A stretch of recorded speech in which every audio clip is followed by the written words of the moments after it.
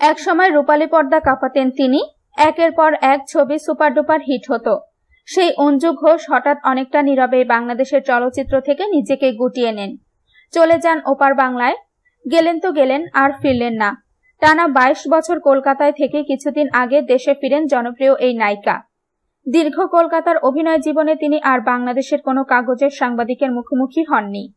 এই দীর্ঘ সময় নিজেকে আড়ালে সরিয়ে রেখে সম্প্রতি এই প্রথম তিনি একটি জাতীয় দৈনিক পত্রিকার এর মুখোমুখি হয়েছেন। তিনি দুঃখ করে সাংবাদিকদের বলেন, আমি আপনাদের কাছে কি অপরাধ করেছি যে দেশের বিভিন্ন পত্রিকায় আমার নামে মিথ্যা বানোয়াট খবর প্রকাশ হয়? আমি তো এখন আর রূপালী জগতে নেই, আর আমার ইচ্ছাও নাই আর এই জগতে ফেরার। বেলায় বেলায় বয়স তো অনেক হলো। অভিনেতা অভিনেত্রীদের জীবনে সুখ দুঃখ থাকতেই পারে। আমরা তো আর দেবদেবী নই। দেশের কিছু মিডিয়া যাচ্ছে তাই ভাবে মন গড়া গল্প সাজাচ্ছে আমাকে নিয়ে, যা সত্যিই নিন্দনীয়। কিছুদিন আগে বাংলাদেশের একটি আঞ্চলিক পত্রিকায় আমাকে 14টি বিয়ে দেওয়া হয়েছে, যা সত্যি লজ্জাকর।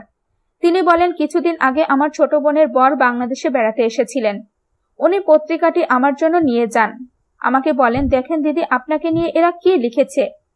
আমি প্রতিবেদনটি পড়ে চিন্তায় পড়ে গেলাম, এটা কি আমার এতদিনের অভিনয়ের ফল?